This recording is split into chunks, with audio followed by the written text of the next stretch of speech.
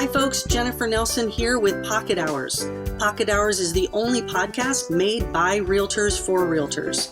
Come listen as I interview high-producing brokers to hear their best practices. And don't forget that while you are listening, you are also earning clock hour credit. Tune in every other week to hear from someone new, and please remember to tell your broker friends about Pocket Hours so more folks can elevate their business. Be the agent you would hire. Looking forward to having you listen in. Hi folks, Jennifer Nelson here. I have the incredible honor today of interviewing Javila Creer. Javila Creer has built an amazing business, and as you'll hear in this interview, she has done that with a couple themes that run throughout the interview. One that I will tell you as a spoiler alert is that she asks herself the question often about how she can contribute to her clients' lives. And sometimes that means selling houses with them. In fact, for her, it means often doing that. But she also is interested in how to help them regardless, meaning how can I contribute to their life in a positive way?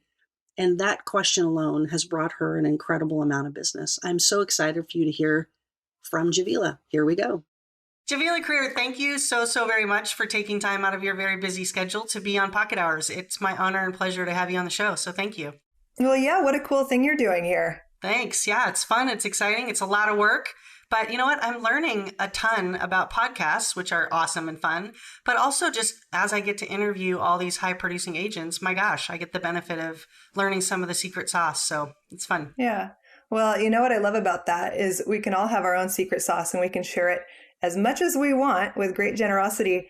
And someone else won't necessarily have the same success with it, but they'll be able to pick out little pieces where they can do their own medley. It's true. It's super true. So Javila, tell us a little bit about who you are, like family, pets, all the things. Well, I'm a real estate broker, which is a whole identity piece that I'm going to have to reflect on soon. But I do have a husband who's wonderful, kind, and generous with his time. I have a just turned 8-year-old, so he's going into 3rd grade, and a dog, puppy. He's 7 months old. Wow. And about 80 pounds right now, growing. Oh my word. What kind of dog is that? A Rhodesian Ridgeback. Nice. And he's very sweet, but oh my gosh, who knew? I'd never had a puppy before. And then I have a super independent cat who comes sometimes, and I think maybe has a different home somewhere down the street because he's missing most of the time. Is he missing more now that the dog's there, or is he okay with the dog being around? He's been chased away by the dog, yeah. So he's definitely, he's really cool. And in the summer, he's gone most of the summer anyway. But yeah, he's not sure about this puppy yet. I'm sure not. Yeah, that's a big transition, especially for a cat that's well established. And what part of Seattle do you live in? I live by Green Lake, so right by Latona Pub. Oh, right. Perfect. That's convenient. Yeah, I cherry picked it. When I was looking for a house, I thought I wanted a water view and looked everywhere and found the house that I wanted. And then was like, gosh, I just don't want this house. Why don't I want it? And it was because it wasn't the right location. So then I narrowed down to like 1 square mile that I wanted to be in, and set other parameters. So the kind of thing I would not necessarily have a client do, but I was like, okay, I want a minimum this lot, can't be over this price, which by the way, got blown out of the water later with the remodeling that I had to do on the house that was under the budget. And then as soon as one came up and had hit like 8 days on market, I bought it, barely looked at it. So, you know, location's everything. So here I am. It's true. Here you are. And now you get to walk to the pub, which is, has some advantages for sure. If only I didn't have that 8-year-old, I'd be there all the time. Keeps you accountable. I love it. How long have you been doing real estate? 19 years. 19 years. So right on. Fresh out of college. Wow. Look at that. That's amazing. This is your career. I love it. And you probably know this already, but I'm going to say it for the listeners. You are in the top 0.03% of Washington realtors statewide, which means you're doing better than 99 point whatever percent. I can't even do the math. And so you're rocking it, and it's really awesome to watch. So you've built quite a business. Well, thank you for saying that. How would anyone ever know without one of those 5-star professional awards, right? Exactly. I had to do some big math to get you that number. I want you to know. So, but it's huge. It does say a lot about your career. And obviously, for those of us that follow you and know you in the business, which a lot do, you're killing it. So we want to get into that a little bit to ask you, how did you get started? You came fresh out of college, so you didn't really have another career. Is that right? I mean, I worked in college, but not anything that I would have done for a long time. I was a personal trainer, which, by the way, is not that different than helping people buy a house, right? It's all part of kind of an aspirational set of goals. But I knew 3 adults total who had jobs when I graduated college. And because I had worked, I hadn't done any internships or any of the things that people do to find a job. And so as I was graduating, I kind of realized that I had no clue what to do next. So I did like informational interviews with the 3 adults I knew who had jobs. And one of them was an uncle who is in real estate, or I think maybe retired now. But he told me that I should not do real estate, that it was super hard to predict who was going to do well at it. And by the way, he's right. He was like, some people you think are going to be great, they're not. Other people, you're like, how could they ever succeed? And they do. It's true. But he was like, don't do it. But if you're going to, you should sell new condominiums, new construction, with a woman named Leslie Williams. And so I wrote Leslie some very confident email, and she actually responded to it. I had name dropped him, and she knew him just well enough. And I went and did an interview there, and they're like, you're great. Where's your license hung? We'd love to hire you. And I was like, my driver's license? Like, what kind of license? I had no idea. And so they sent me away. But as I was leaving and walking out the door, their accountant stopped me and asked if I wanted to do weekend work kind of as an assistant. I said, yeah, sure, of course. I'm not doing anything at all right now. That's how it began. Nice. And then I got my license pretty quickly. It was really interesting to work in new construction at the time because it was a booming market in 2003 of new inventory. And there were people doing new construction sales that were excellent, like truly, genuinely of the best. And then others that were, kind of in transitory or transitional careers. Maybe they'd done something else before and they were dipping a toe and maybe not going to last. So I got to see the full spectrum of, people who were genuine, professional, awesome, and then those who weren't. And I got to pick little pieces from each style to make my own. I love hearing how your very beginnings and kind of middles and all the way through impact, right? How you created what you have created, because you got to say and see the best of the best and sort of distinguish, right? And be able to tell. Yeah. Oh yeah, always. I mean, that's really what we're doing, right? I'm still doing it constantly. Yeah, I'm always thinking about like, what are the components that make me want to work with someone or not work with someone? What is it that I can do that is different than what I've been doing? What's my value proposition? It changes. And it's funny. Sometimes I get stuck on like what my value proposition used to be. It's changed, right? Mm-hmm. I'm not the same. I'm not the same now as I was 10 years ago. Like my best use of time or skill isn't the same now. For sure. And so it is this constant evolution. And, it's kind of fun because the ability to reinvent, especially as markets change, is something that keeps me really excited about it. I don't get fatigued very often because it's so interesting. But yeah, I think that for the last 19 years, I have watched what other people do, and I've chosen to, add or subtract what I'm doing as a result of that. Mm-hmm. That's awesome. If you could talk to your beginning self again, or new agents, there's going to be new agents on this call that are in their first 3 years of business. Looking back now, what do you wish you would have known? Well, I'm glad I didn't know much when I started, because I'm not sure I don't know if I would have stuck with it. And, I think some of the things that I know now, if I was to have applied them when I was really new, it wouldn't have worked. Mm-hmm. And I've learned that I've had a few newer brokers approach me and ask questions and stuff. And I realize that I'm so far detached from that at this point that my perspective is askew, right? Mm-hmm. But I think that I would probably counsel the same things I maybe did in real time. A lot of curiosity. I was really generous with my time. I still am pretty generous with my time. Although at that time, when I was really early, I had nothing else to do, right? And so I was like, nothing but time, right? Nothing but time. It was my value proposition. So I was like, yeah, you want to learn more about this thing? Absolutely. I'm here with you. Let's learn it together. and let's get really good at this. And here's something that I always did. Whether you end up being a buyer or a seller or not, let's go through this process to learn as much as we can so that you can make a great decision. Right. And so I think that I've always had a little bit of a detachment from the outcome. I think it's always been a little bit more about the process for me. And I'm greatly curious in the process. Like, I have a client right now who's negotiating on an inspection. It's been a while since I've had a client negotiating on an inspection. And I'm so grateful to be a part of the process because I'm like, oh, this is right. This is where the good stuff is, because there's this linear path. Here's the dollar amount it's going to take. Here's the dollar amount and the amount of time. But then there's also everything that comes along behind it, right? Like, the weather changes your opinion about a leak. And, it's just this really interesting thing where we get to be a part of someone's decision making. So I think that would be my best advice, is like, stay really curious about what must be true for the other person, where they're coming from, how their perspective is, how you can act as a guiding rod for their perspective or a grounding tool. I went through a phase where my value proposition was that I was a grounding tool for people's big emotions. And my great skill that I could bring to the table was I could stay really calm while they had their experience.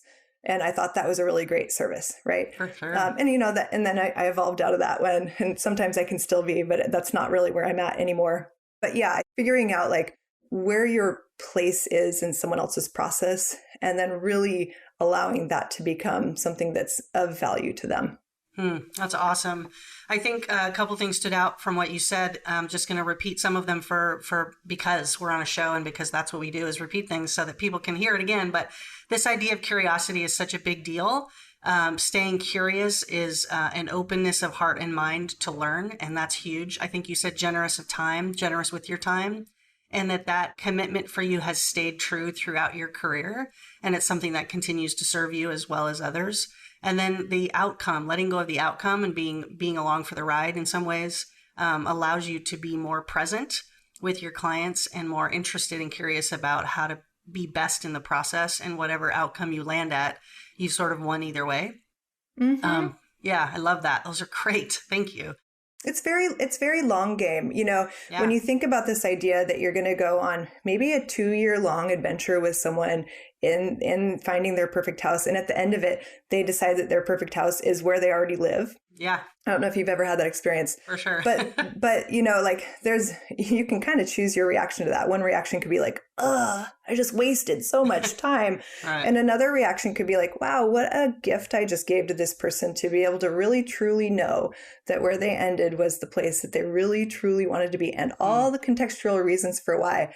And I find that when I have something that's like that, often that person becomes one of my biggest fans, and they'll refer me to everyone they know because it was like this really a gift of an experience. For sure. And they get the sense and understand that your commitment is to them and their process, and now not your commission check. And as a result, they're like, hey, everybody should have an agent like this, right? Not just somebody who's trying to. I remember a client that I showed 2 houses to that I had met from a referral, and she bought the second house. And I literally felt sad because I didn't have enough time to get to know her and to develop a relationship with her, and sort of I felt like I wasn't as useful to her as I could have been. She got the house she wanted, so that's great at the end of the day. But I literally felt like, oh, wait, not yet. I know exactly what you mean. That's true too. Okay, so at some point, your real estate career took a turn in the direction of going from, I think, doing well to doing extremely well. What do you credit that to? It's all Ashlyn Pollock. Oh, okay. Say more. I don't know if you know Ashlyn. She's pretty great. No, so my career path went like this. So I started with new construction condos and townhouses with Williams Marketing in 2003. I started with them in maybe April of 2003, but then I got my license in September and started actually selling. And I did that until January of 2012. So for a while. And in January 2012, it was just as the Great Recession had really kind of clobbered all the condos. And, it started in 2008 or 9, depending on what you think about the market. And then all the way kind of bottomed out in 11. So by the beginning of 2012, all the condos and new things had been sold. There were no more. And you either went to go sell houses outside of the city, or you did a whole new career, or you Yep. went and sold resale.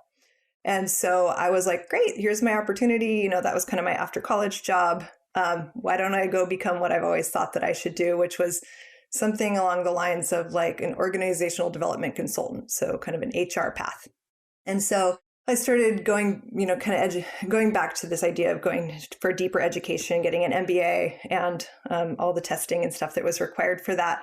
And in the process of figuring out what it would take to just go back to school, I was like, I actually really like real estate. Maybe I just need to pivot and do something slightly different within that space. And I'd always dabbled with resale, but I'd never done it very much of it, just a little bit. So I went and interviewed with one broker with Windermere. And I had this great interview where Linda Tellahan looked at me and said, "You'll do great. Would you like to make such and such amount of money per year?" And it was, of course, more than I'd ever made. And I was like, yeah. And she goes, well, we'll sign up here and you'll do it. And I was like, okay. So I did. So I signed up there. And then I spent the next 6 months kind of sweating about it. Like, oh my gosh, what did I do? I had no idea. None of it. It was all so new to me. So it was like really, truly like starting a new career. And so what I did was anything for everyone. I acted as the assistant for lots of different brokers. I would take the bottom of the barrel for buyers and sellers. I would do any open house. I would do any favor anyone needed, broker, client, otherwise. I was just there for them and I would do whatever they needed. So I did that for about 6 months. And then I started to have some closings and I was like, okay, this is going to be okay. And then I did another probably 2 years of that. And then the brokers who I was working with as kind of their assistant or showing broker were like, you're selling more than we are. This doesn't make sense anymore. And I was like, I don't care. I've got the time. Right. And so they started to drop off. But within that, my own kind of natural cycle of clients had then showed up. So by then I had pretty regular, just lots of people coming and needing my help from a myriad of sources. I used to spend every year I would go and I would track how the clients came to me and I'd kind of graph it out and I would be like, okay, here's how much business I did. I always looked at it as transaction sides. I never looked at it as dollar volume until fairly recently. And I would look at the transaction sides and I would look at how they broke down, what the demographic was, where they came from, what they were doing. Did I enjoy it? The ones that I enjoyed, I was like, okay, how can I get more of that? Like, where did they come from? How can I do more of that?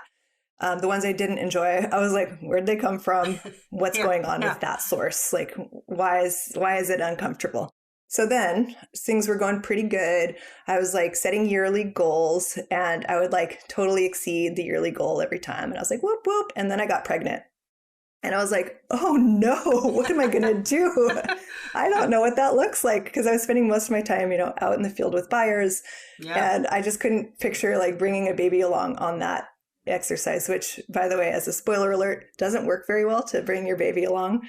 It's true. It kind of takes the attention the other direction. For sure. So I was like, well, I don't know what to do. And right at that moment, right as I was kind of having this conundrum, like literally maybe the day I was having this conundrum, I went to a going away party for our office manager, who I didn't truly know that well. But, I stopped in for a piece of pizza. And she was like, hey, my sister-in-law is thinking about getting into real estate. Did you say that you were looking for an assistant? And I was like, no, I didn't say that, but I might be. Let's meet her. So we did. We met, and it was very clear to me as soon as I met her that we were going to be a really nice match. And we were. For 7 years, we worked together in a beautiful way. So anyway, it was this really symbiotic relationship where I got to help her kind of understand just the basics of real estate, like how does it really work and flow?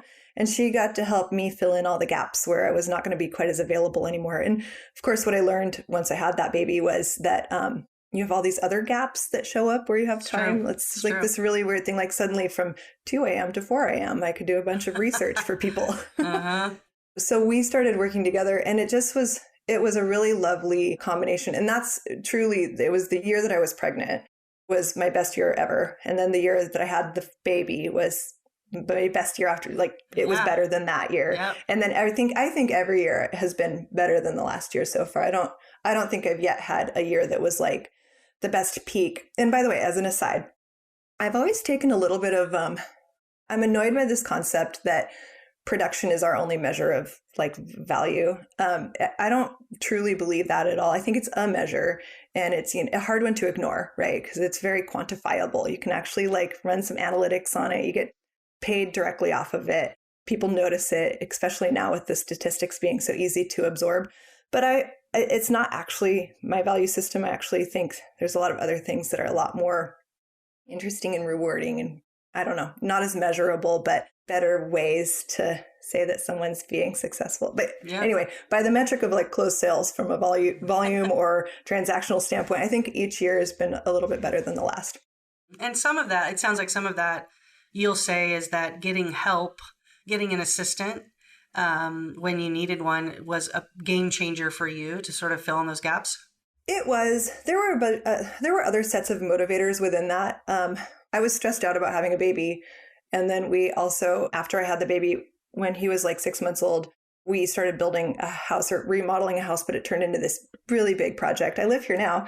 It's great. But at the time it was like this 4-year wildly expensive escapade. And so there was some external motivators, like if I'm going to do this and actually complete it, I'm going to have to like really bring in the bread. And then, the market at that time was really interesting. It was really supportive of you doing a lot if you wanted to, like there are times when you can want to do a lot, but it's just not available. And then there are times when you can not want to do very much and you can do lots. And so, 2015 through 2022 were pretty dynamite. Pocket Hours is brought to you by Scout Real Estate. Hi, I'm Jennifer Nelson, owner at Scout Real Estate.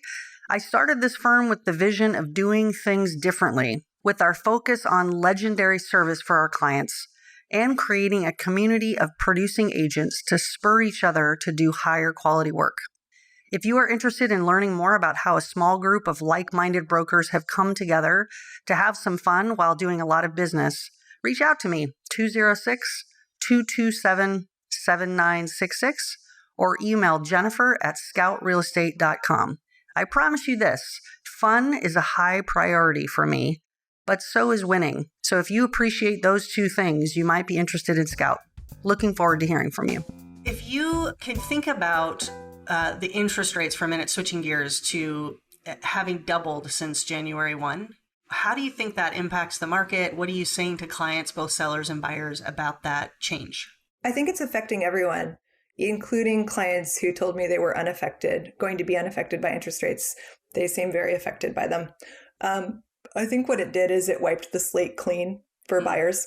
I think if they hadn't gotten a home and had been actively in a search, I think either paused or removed themselves from the market for now, and may come back or may not come back. But that's created some space for people who weren't in the market yet to come in and be like, okay, we understand this market.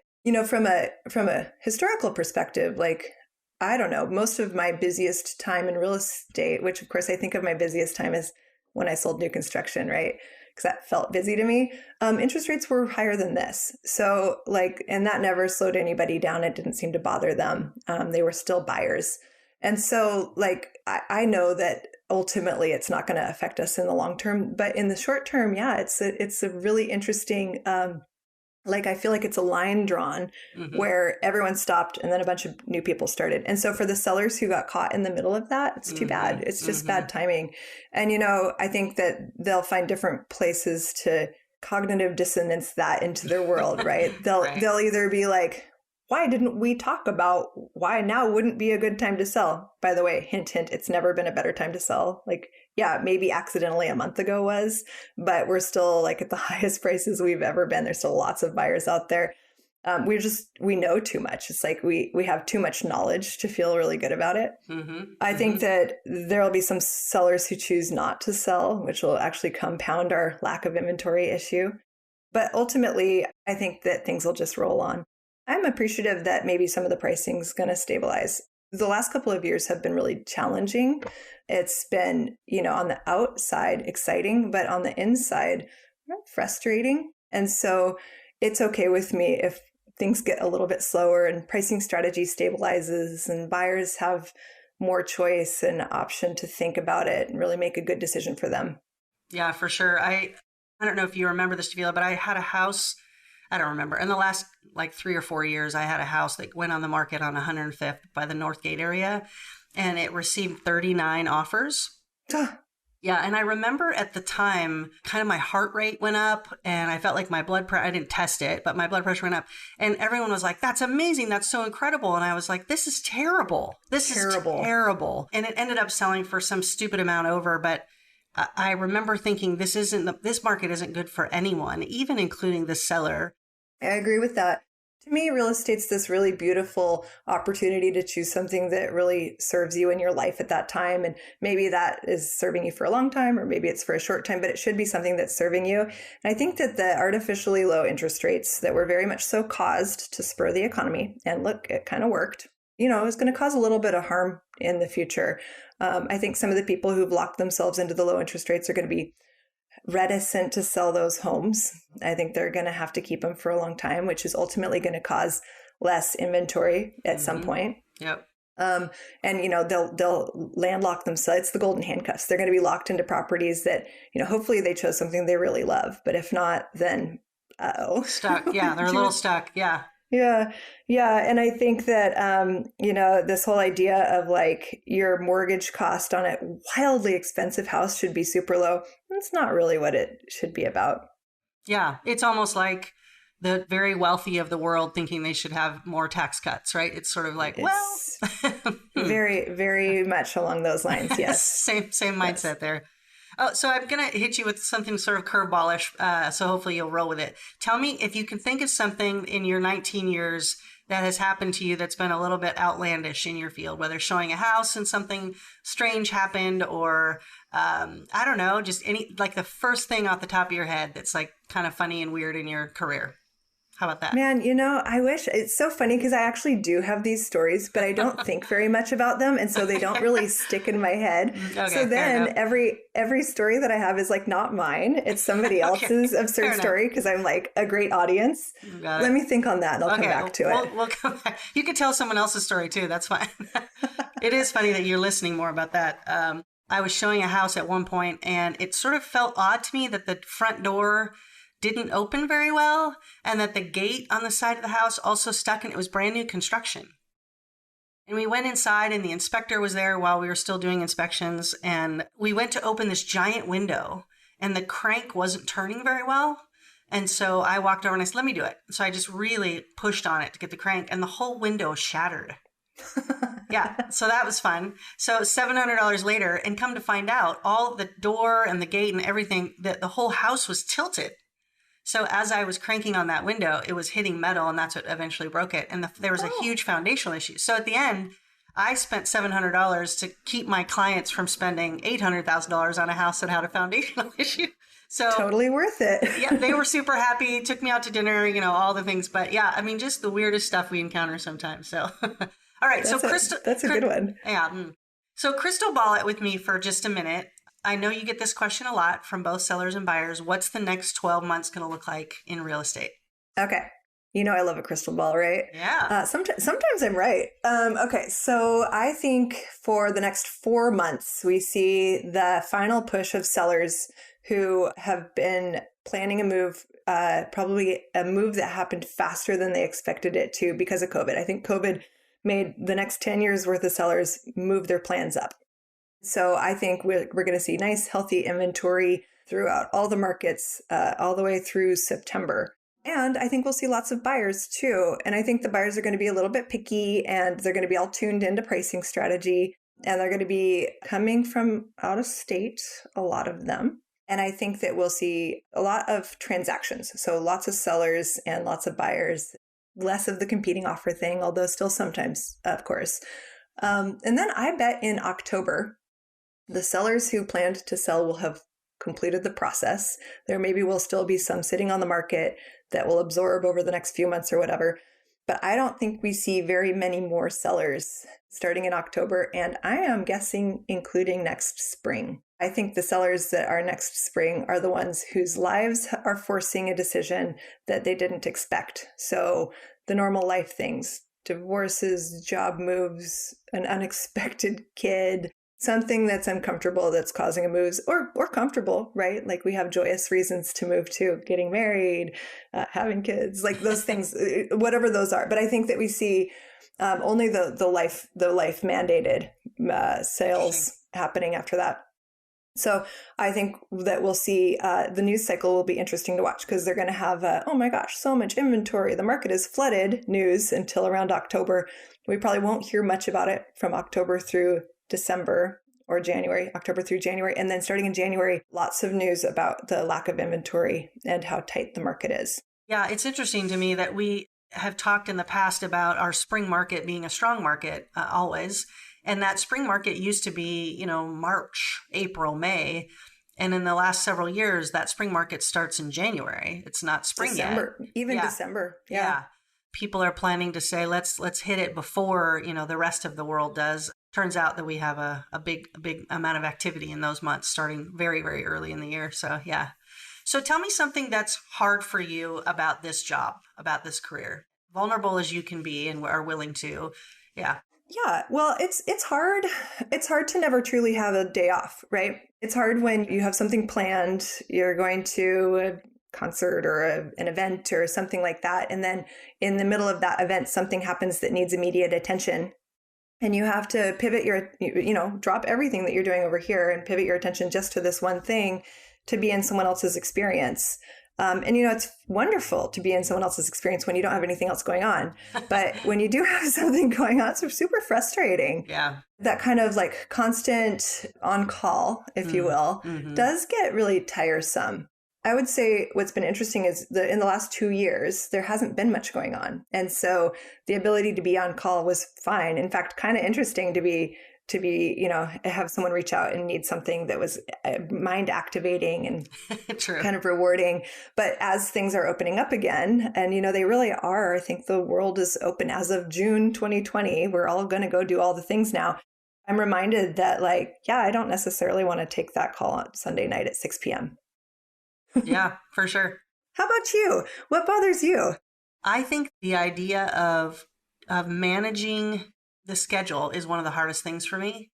I can do it, and I do it obviously successfully, but I do think at times I feel a little resentful, that's the right word, at not being able to go do something. Like, for example, I have clients and friends who have a 9-to-5 job or even a career. It's not 9 to 5. Like, they have a regular career too, but they take a vacation for 8 days somewhere, and it's a vacation the entire time. They leave work and they go on vacation and then they come back to work.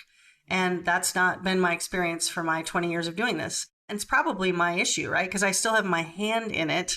And so learning to keep my hand out of it and let my assistant actually take over is part of the struggle for me. Same. Yeah, that's the same. I think that shows up for a lot of people that are around this timeline in their career. We're true masters of what we're doing. Yeah. We're really good at it. We get chosen because we're really good at it. Letting someone else take over is hard to do. And setting up some boundaries. I was talking about my value proposition earlier. When I was the newest agent, my value proposition was, I'll learn anything. I'll go and I'll learn anything with you. After that, it became, I'm really available. My time is your time. What can I do? I've got all the time in the world to help you with this thing. And then it became kind of this idea of the grounding rod. And I really sunk deep into this kind of Zen moment of I can just hold space for you all day long. Yeah. And now it's expert. I've got really great intuition. I'm really surprisingly accurate at guessing selling prices of houses. I'm still not that great at listing prices. I mean, I take it back. I'm great at listing prices, but I can also advocate for all sorts of different prices depending on the experience that the seller is looking for. But my skill set's turned way more into I just know. I just have this book of knowledge of stuff in my head. But yeah, I think you're right. And it's schedule management's one way of putting it. I think you know how to manage a schedule. I think it's the ability to give yourself that free time. That is something that, we could all work on. Yeah. And when I actually take it and let go, as scared as I am to do that, I'm always better off. I just am. When I come back, I'm refreshed. I have time to have ideas about new things I want to try because I'm not just in the weeds still working. Yeah.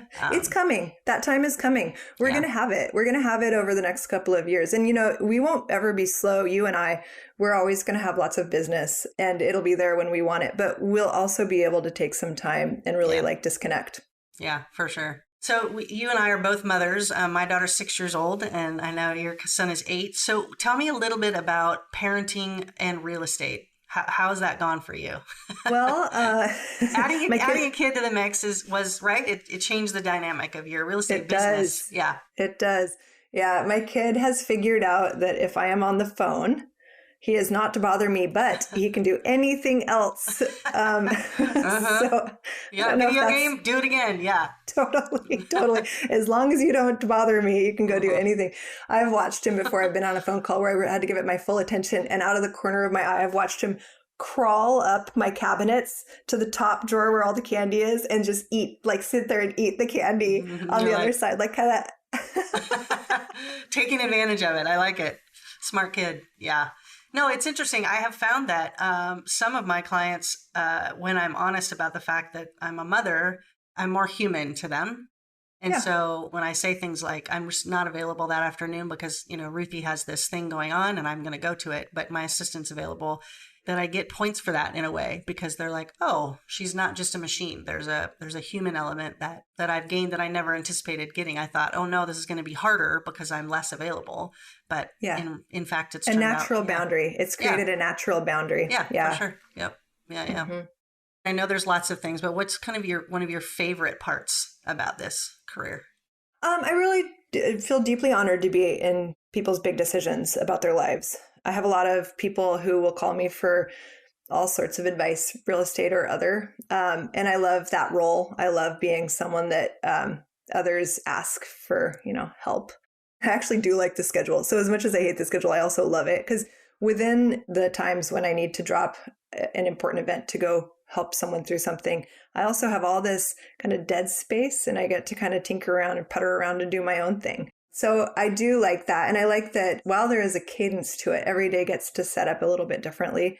I spend a lot of my days asking myself what would bring joy and then trying to focus on that. And this is something that I do.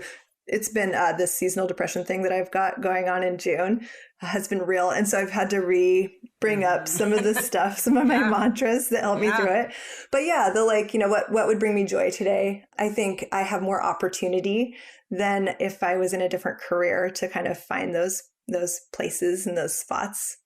Yeah, for sure. I love it. And for listeners that are tuning in a couple years from now, this is in June of 2022. This is the wettest June we've had. It's history, right? It's breaking records. So bad. It's real bad. Yeah, we're trying to stay afloat, I guess. And we had a day of sun yesterday, and I felt like I finally saw how many people lived in Seattle, right? Because you never know when it's raining, the sun comes out. Yeah, you're like, wow, there's a ton of people here. So I saw a big guy wearing the shortest pair of shorts, who's strong and healthy looking, but shortest pair of shorts with the whitest gleaming white legs the other day. And I was like, yes. Rocket Seattleite. We hear you. We see you. I love it. That's pretty good. Well, Javila, is there anything else you want to say to our listeners today on this call? This next couple of years in real estate is going to be interesting. And I think that whenever there's something that's interesting, it creates a lot of space for creativity and growth. And so I'm excited to see what comes next. And hey, it's time for you and I to do a transaction together. Yeah, let's do it. I would love to, as always. And thank you also. You said this a minute ago, but you have actually been a person that I know that I could call to ask about advice or to deal with a difficult client or to talk about the market. And so I've just really appreciated that collegial relationship. Thank you. I appreciate that. Yeah, actually, it's funny because when I say that, it's not just clients who I love that position. I have a lot of brokers who reach out to me, and I have a lot of brokers, not just from my office or even just from Windermere, but from all different brokerages and all different phases of their career path. And I love that. I think it's just such a wonderful piece of camaraderie to be able to be in business doing something that's my own professional, sole proprietor business with others also running their own sole proprietor business. And I love collaborating in that way. So call me anytime and I'll call you too. Okay, I will. I'll keep doing it. Well, thank you again. I appreciate your time. I know that you have a lot of people that are wanting your time. So this means a lot that you'll take time out to do it. So appreciate it. Thank you. Nice to talk to you. Okay. All right. Bye-bye.